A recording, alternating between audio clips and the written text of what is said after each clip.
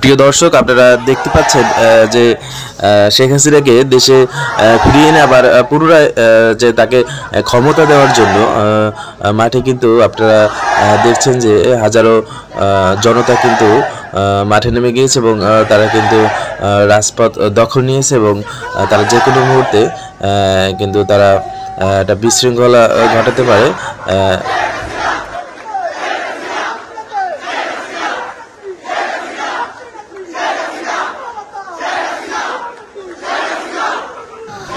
আপনারা কিন্তু দেখতে পাচ্ছেন যে সাধারণ জনতার মুখে কিন্তু একটাই স্লোগান, শেখ হাসিনা শেখ হাসিনা।